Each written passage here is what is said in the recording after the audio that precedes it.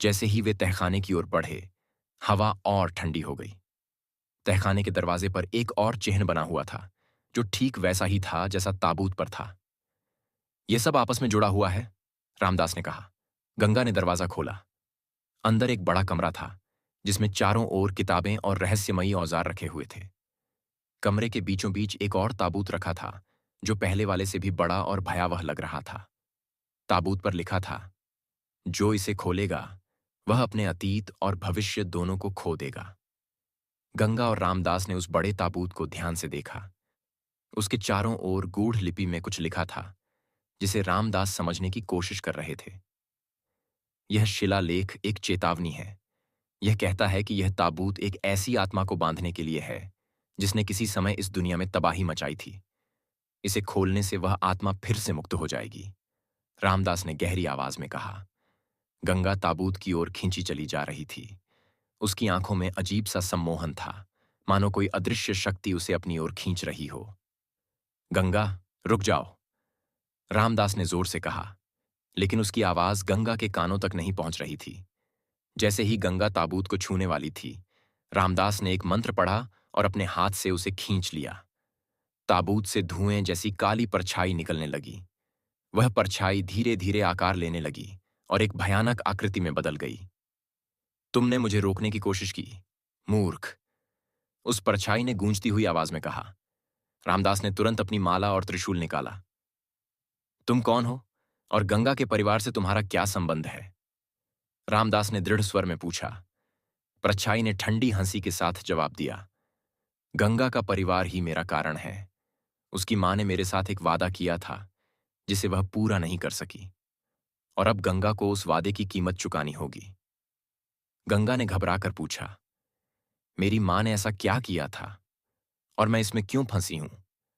परछाई ने कहा, तुम्हारी मां ने मुझे बांधने के लिए यह ताबूत बनाया था, लेकिन उसकी शक्ति अधूरी थी। मुझे फिर से जगाने के लिए उसकी वंशज का खून चाहिए, और वह तुम हो, गंगा। रामदास ने गंगा को संभालते हुए कहा, तुम्हारी मां एक सिद्ध योगिनी थी। उसने इस ताकत को रोकने के लिए अपना सब कुछ दांव पर लगाया था, लेकिन यह ताकत अब तुम्हें निशाना बना रही है। हमें इसे रोकना होगा। परछाई ने कहा, तुम मुझे रोक नहीं सकते। यह ताबूत मेरे लिए एक जेल था, लेकिन अब मैं मुक्त हूं। और गंगा, तुम्हारे अंदर बहता खून ही मेरी शक्ति को पूरी तरह से जागृत करेगा। रामदास ने गंगा से कहा, हमें इस आत्मा को रोकने के लिए अंतिम यज्ञ करना होगा। इसके लिए हमें एक पवित्र स्थान पर जाना होगा, लेकिन समय बहुत कम है। यह आत्मा हमें इतनी आसानी से जाने नहीं देगी। परछाई ने हवेली को हिलाना शुरू कर दिया। फर्श दरकने लगा और छत से पत्थर गिरने लगे। तुम मुझसे भाग नहीं सकते, परछाई ने चीखते हुए कहा। रामदास और गंगा किसी तरह हवेली से बाहर भागे। उन्होंने अपनी पोटली में रखे साधु के ताबीज और मंत्रों का सहारा लिया। हमें नदी के किनारे उस पवित्र स्थान तक पहुंचना होगा। वहीं यह आत्मा खत्म हो सकती है, रामदास ने कहा। जंगल के रास्ते में उन्हें हर कदम पर परछाई का विरोध झेलना पड़ा। पेड़ों की शाखाएं अचानक बढ़ने लगीं और रास्ता पूरी तरह से बंद हो गया। लेकिन रामदास ने अपने मंत्रों की शक्ति से रास्ता बनाया। भागते भागते गंगा ने रामदास से कहा, मुझे लगता है कि मेरे अंदर कुछ अजीब सी ऊर्जा है। जब मैं उस परछाई के करीब थी, मुझे लगा कि मैं उसे रोक सकती हूं। रामदास ने कहा, तुम्हारी मां की शक्ति तुम्हारे अंदर है। तुम्हें अपनी आत्मा की शक्ति को पहचानना होगा। यही हमारी आखिरी उम्मीद है। आखिरकार वे नदी के किनारे एक पुराने मंदिर में पहुंचे। वह मंदिर पूरी तरह से खंडहर हो चुका था, लेकिन उसमें अब भी कुछ दिव्य ऊर्जा थी। यह वही स्थान है जहां तुम्हारी मां ने इस आत्मा को बांधा था। हमें वही यज्ञ दोहराना होगा, रामदास ने कहा। गंगा ने मंदिर के गर्भगृह में प्रवेश किया। वहां की दीवारों पर वही चिन्ह बने हुए थे जो ताबूत पर थे। मुझे अब समझ आ रहा है कि मुझे क्या करना है, गंगा ने आत्मविश्वास से कहा। मंदिर में प्रवेश करते ही गंगा को एक अजीब सी ऊर्जा महसूस होने लगी। रामदास ने जल्दी से मंदिर के मध्य में यज्ञ कुंड तैयार किया और उसमें आवश्यक सामग्री रखी। गंगा, यह यज्ञ तुम्हारी आत्मा की शक्ति पर आधारित होगा। तुम्हें पूरे ध्यान और विश्वास के साथ इसमें बैठना होगा। यह आत्मा तुम्हें डराने की कोशिश करेगी, लेकिन तुम्हें विचलित नहीं होना है, रामदास ने गंभीर स्वर में कहा। गंगा ने अपनी जगह ले ली और रामदास ने मंत्र पढ़ना शुरू किया। जैसे जैसे यज्ञ आगे बढ़ा, परछाई ने मंदिर के बाहर अपनी ताकत दिखानी शुरू कर दी। परछाई ने गुस्से में मंदिर की दीवारों पर वार करना शुरू किया। दीवारें दरकने लगीं और छत से पत्थर गिरने लगे। तुम मुझे रोकने की कोशिश कर रहे हो, ये बेकार है गंगा। मैं तुम्हारे अंदर की शक्ति को जगा दूंगी और फिर तुम मेरी हो जाओगी। परछाई की गूंजती हुई आवाज ने माहौल को और भयावह बना दिया। रामदास ने गंगा से कहा, अपनी मां के बारे में सोचो, उनकी शक्ति को महसूस करो, यही तुम्हारी ढाल बनेगी। गंगा ने आंखें बंद कीं और ध्यान में डूब गई। अचानक उसे अपनी मां की छवि दिखाई दी। गंगा, यह लड़ाई सिर्फ तुम्हारी नहीं है, यह हमारे पूरे वंश की परीक्षा है। तुम्हारे भीतर जो शक्ति है वह तुम्हारे डर से कहीं बड़ी है। उसकी मां की आवाज गूंज रही थी। गंगा ने गहरी सांस ली और अपनी मां के दिखाए मंत्र को मन ही मन दोहराना शुरू कर दिया। उसके शरीर से हल्की रोशनी निकलने लगी, जो धीरे धीरे तेज होती गई। परछाई ने गंगा को डराने के लिए अपने आकार को विकराल कर लिया। अब वह मंदिर के अंदर प्रवेश करने की कोशिश कर रही थी। तुम मुझसे नहीं बच सकती। तुम्हारी मां ने भी यही कोशिश की थी, और देखो, मैं अब भी यहां हूं। रामदास ने त्रिशूल उठाकर परछाई की ओर फेंका। त्रिशूल ने उसे कुछ देर के लिए रोका, लेकिन वह जल्द ही फिर से प्रकट हो गई। रामदास, तुम जैसे साधुओं ने सदियों से मुझे रोकने की कोशिश की है, लेकिन मैं अमर हूं। रामदास ने गंगा से कहा, अब वक्त आ गया है, अपनी पूरी ऊर्जा को इस मंत्र में लगा दो। यही एकमात्र तरीका है इसे हमेशा के लिए खत्म करने का। गंगा ने अपने हाथ उठाए और मंत्र पढ़ना शुरू किया। उसकी रोशनी इतनी तेज हो गई कि पूरी परछाई कांपने लगी। नहीं, यह संभव नहीं है, तुम मुझे नहीं रोक सकती। परछाई चीखने लगी। जैसे ही गंगा ने मंत्र का अंतिम उच्चारण किया, परछाई एक जोरदार धमाके के साथ गायब हो गई। ताबूत अचानक हवा में उठकर टूट गया और उसमें से काले धुएं की लहर मंदिर के चारों ओर फैल गई।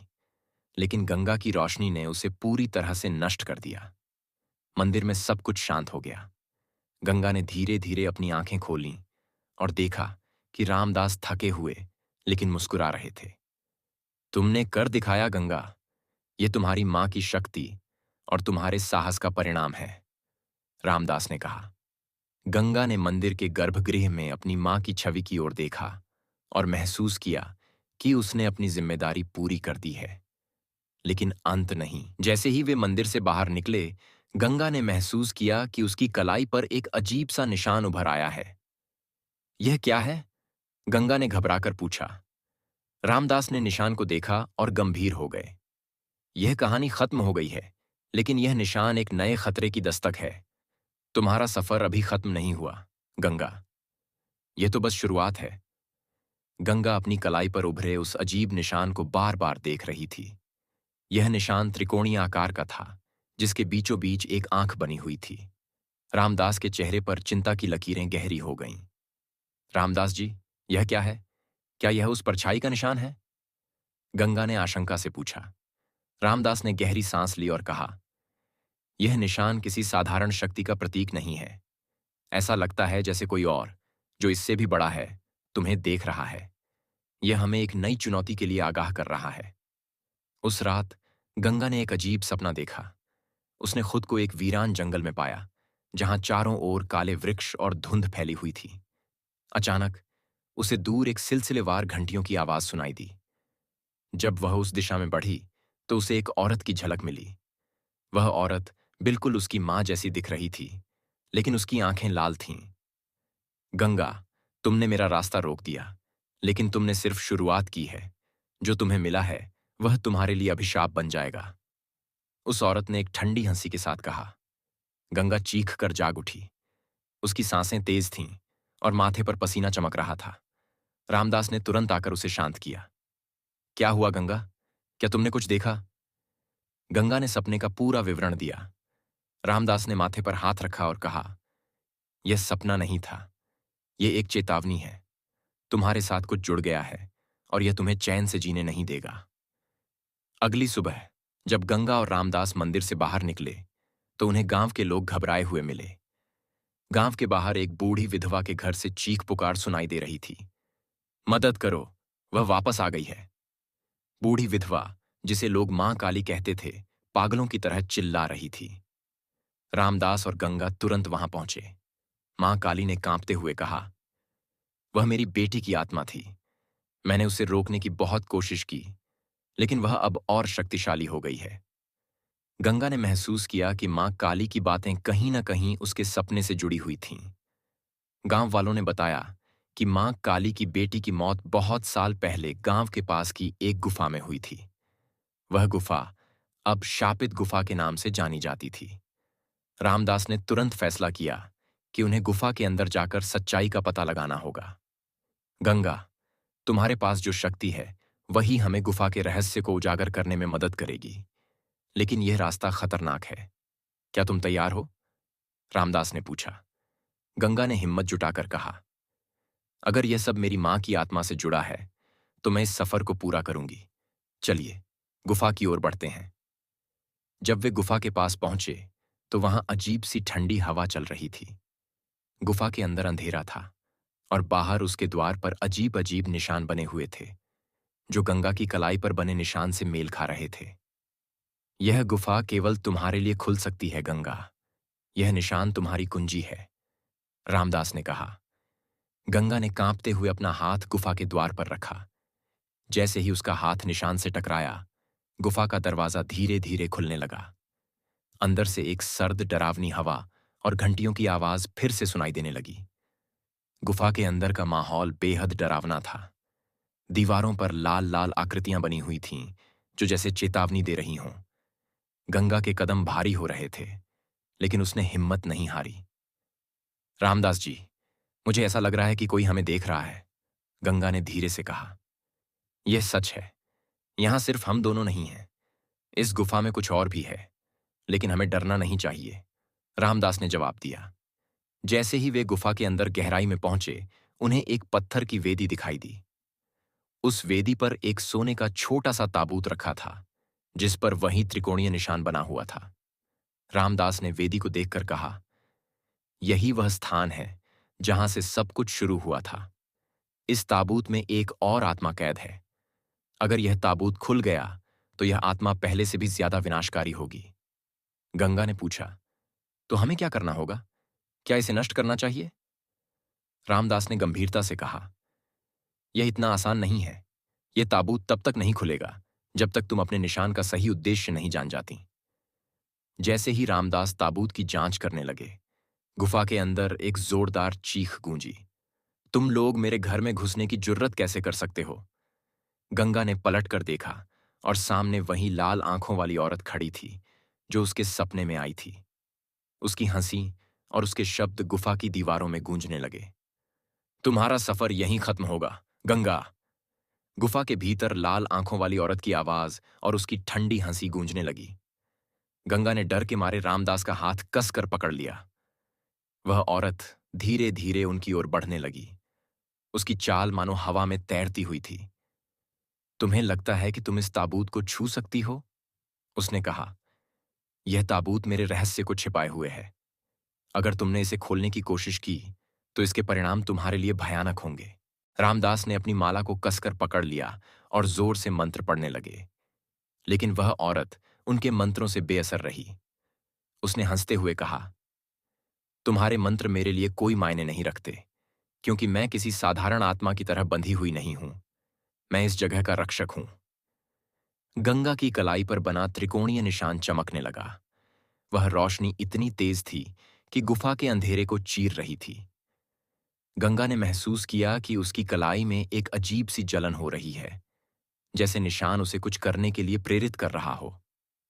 यह निशान तुम्हें संकेत दे रहा है, रामदास ने कहा। तुम्हें अपनी आत्मा की शक्ति को पहचानना होगा। यही शक्ति तुम्हें इस संकट से बाहर निकाल सकती है। लाल आंखों वाली औरत गंगा की ओर देखकर चिल्लाई, तुम्हारे भीतर की शक्ति मेरी राह में बाधा बन रही है, लेकिन तुम्हें नहीं पता कि इसे कैसे नियंत्रित करना है। मैं इसे तुम्हारे खिलाफ इस्तेमाल करूंगी। गंगा की सांसें तेज हो रही थीं। उसने अपनी मां की छवि को याद किया। और महसूस किया कि यह सब कुछ उससे जुड़ा हुआ है। लेकिन कैसे? वह उलझन में थी। अचानक उसे अपने सपने की बात याद आई। मुझे कुछ याद आ रहा है, गंगा ने कहा। उस सपने में औरत ने कहा था कि जो मुझे मिला है वह मेरे लिए अभिशाप बन जाएगा। क्या इसका मतलब यह है कि यह निशान मेरी शक्ति के साथ साथ मेरी कमजोरी भी है? रामदास ने कहा। याद रखो, गंगा, हर शक्ति का उपयोग इस पर निर्भर करता है कि उसे कैसे नियंत्रित किया जाए। अगर तुम डरोगी तो यह निशान तुम्हारे खिलाफ काम करेगा, लेकिन अगर तुम अपने साहस को बनाए रखोगी तो यही निशान तुम्हारी ढाल बन जाएगा। गंगा ने हिम्मत जुटाई और ताबूत की ओर कदम बढ़ाया। लाल आंखों वाली औरत ने जोर से चिल्लाते हुए कहा, रुको, अगर तुमने इसे छुआ तो इसकी सजा पूरे गांव को भुगतनी पड़ेगी। गंगा के मन में दुविधा थी। क्या वह ताबूत को छुए? क्या वह औरत सही कह रही थी? रामदास ने गंगा से कहा, यह तुम्हारा फैसला है। तुम्हें अपनी आत्मा की आवाज सुननी होगी। गंगा ने अपनी कलाई पर बने निशान को देखा, जो अब और तेज चमक रहा था। उसने महसूस किया कि यह निशान उसे ताबूत के करीब जाने के लिए प्रेरित कर रहा था। गंगा ने कांपते हुए ताबूत को छू लिया। जैसे ही उसने उसे छुआ, ताबूत से एक जोरदार प्रकाश निकला। वह प्रकाश इतना तेज था कि गुफा में सब कुछ दिखाई देने लगा। ताबूत के अंदर एक छोटा क्रिस्टल था, जो गंगा के निशान के साथ मेल खा रहा था। लाल आंखों वाली औरत दर्द से चीखने लगी। नहीं, ये क्रिस्टल मेरा था, तुम इसे नहीं ले सकती। गंगा ने महसूस किया कि क्रिस्टल उसकी ओर खींच रहा था। जैसे ही उसने क्रिस्टल को उठाया, लाल आंखों वाली औरत गायब हो गई। गुफा में एक रहस्यमय सन्नाटा छा गया, लेकिन अंत नहीं। रामदास ने गहरी सांस ली और कहा, गंगा, तुमने उसे हराया, लेकिन यह केवल शुरुआत है। इस क्रिस्टल में जो शक्ति है वह तुम्हारे जीवन को हमेशा के लिए बदल देगी। गंगा ने क्रिस्टल को देखते हुए कहा, अगर यह सच है तो मुझे जानना होगा कि मेरी मां और इस शक्ति का क्या संबंध है। मुझे हर सवाल का जवाब चाहिए। रामदास ने गंभीरता से कहा, तो तुम्हें उस रास्ते पर चलना होगा जहां हर कदम पर खतरे होंगे, और वह रास्ता यहीं से शुरू होता है। गंगा ने क्रिस्टल को अपने हाथों में कसकर पकड़ लिया। उसकी गर्मी अब उसकी कलाई पर बने निशान के साथ समाहित हो गई थी। गंगा ने महसूस किया कि यह शक्ति न केवल उसके भीतर हलचल मचा रही थी, बल्कि उसके अतीत से जुड़े गहरे रहस्यों को भी खोलने की कोशिश कर रही थी। रामदास बाबा, यह क्रिस्टल मेरी मां से कैसे जुड़ा है? गंगा ने गंभीरता से पूछा। रामदास ने धीरे धीरे जवाब दिया, यह क्रिस्टल केवल एक वस्तु नहीं है, यह एक द्वार है। यह तुम्हारी मां के अतीत से लेकर तुम्हारे भविष्य तक के सफर को खोलने की चाबी है, लेकिन यह उतना ही खतरनाक भी है। जैसे ही गंगा ने क्रिस्टल को अपने साथ रखा, गुफा की दीवारें अचानक हिलने लगीं। गुफा के पत्थरों पर अजीबोगरीब चित्र और शिलालेख उभरने लगे। रामदास ने उन्हें गौर से देखा। ये शिलालेख, ये तो प्राचीन भाषा में है। रामदास बुदबुदाए। ये एक कथा का वर्णन करते हैं। गंगा ने सवाल किया, कौन सी कथा? रामदास ने एक एक शिलालेख को पढ़ते हुए कहा, यह कथा एक महिला की है जिसने अपने प्राण त्याग कर इस क्रिस्टल की रक्षा की थी, लेकिन यह भी कहता है कि जिसने भी इसे छुआ वह एक अभिशप्त यात्रा पर निकल जाएगा। यह तुम्हारे ही बारे में बता रहा है, गंगा। गंगा ने क्रिस्टल को ध्यान से देखा। उसमें अचानक कुछ छवियां उभरने लगीं। उन छवियों में एक महिला थी जो हूबहू गंगा की मां की तरह दिख रही थी। वह किसी गहरे जंगल में कुछ खोज रही थी। गंगा ने भयभीत होकर पूछा, यह मेरी मां है? वह जंगल में क्या कर रही थी? रामदास ने चिंतित स्वर में कहा, तुम्हारी मां उस क्रिस्टल को ढूंढने गई थी, लेकिन उसने इसे अपने साथ नहीं रखा। उसने इसे यहीं छोड़ा ताकि यह गलत हाथों में न जाए। तो क्या वह अभी भी जिंदा है? गंगा ने उत्तेजित होकर पूछा। रामदास ने धीरे से सिर झुकाया। यह सवाल इस समय का नहीं है। तुम्हारी मां ने जो किया वह तुम्हारी सुरक्षा के लिए था, लेकिन अगर तुम्हें सच जानना है तो तुम्हें जंगल की ओर जाना होगा। वहीं तुम्हें अपने सारे सवालों के जवाब मिलेंगे। गंगा के भीतर डर और साहस की लड़ाई चल रही थी। उसने क्रिस्टल को कसकर पकड़ा और कहा, अगर यह सब मेरी मां और मेरे भाग्य से जुड़ा है तो मैं यह यात्रा करूंगी, लेकिन आप मेरे साथ चलेंगे, रामदास बाबा। रामदास ने सहमति में सिर हिलाया। यह यात्रा आसान नहीं होगी, गंगा, लेकिन तुम अकेली नहीं हो, मैं तुम्हारे साथ हूं। जैसे ही गंगा और रामदास ने गुफा से बाहर निकलने की तैयारी की, क्रिस्टल ने अचानक एक रोशनी छोड़ी।